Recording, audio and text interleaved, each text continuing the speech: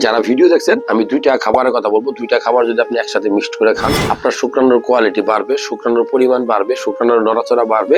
যাদের বীর্যটা পাতলা হয়েছে এটা একটু গাঢ় বা ঘন হবে। অনেকে আপনারা বলেন, বিভিন্ন সময় মন্তব্য করেন যে কোন ধরনের খাবার খাবো। আমি জাস্ট দুইটা খাবারের কথা বলছি। এখানে দেখেন, দেখা যাচ্ছে একদম ক্লিয়ার। কিছু বাদাম আছে, দেখেন দেশি বাদাম, কিছু আছে দেশি বাদাম, কিছু আছে কাঠ বাদাম সিলা নিবেন, আর কিছু আছে কাজু বাদাম। এই তিন ধরনের বাদাম মিক্সড করা হয়েছে, আর একটা কলা, দেশি কলা মিক্সড করা হয়েছে। যদি আপনি এই ধরনের খাবারগুলো আপনি নিয়মিত খান, আমি বলবো যে আপনার টেস্টোস্টেরনের লেভেল বাড়বে, শুক্রাণুর পরিমাণ বাড়বে। যাদের টাইমিংটা কমছে তারা অনেক উপকার পাবে। সো আপনার শরীরের খারাপ কোলেস্টেরল যদি বেশি বাড়ে, সেটা কমিয়ে ভালো কোলেস্টেরল তৈরি করার জন্য এই কলা এবং বাদামের বিকল্প কিছু নেই। কারণ কলা হলো পটাশিয়াম সমৃদ্ধ, জিঙ্ক সমৃদ্ধ, আয়রন সমৃদ্ধ একটা খাবার। এটা আপনার প্রজনন ক্ষমতা বাড়ায়। আর বাদাম সেটা সম্পূর্ণটাই খনিজ পদার্থ, অর্থাৎ ফলিক অ্যাসিড, আপনার জিঙ্ক এবং আয়রন সমৃদ্ধ এবং ভালো কোলেস্টেরল সমৃদ্ধ একটা খাবার। ভালো লাগলে এই তথ্যগুলো শেয়ার করবেন।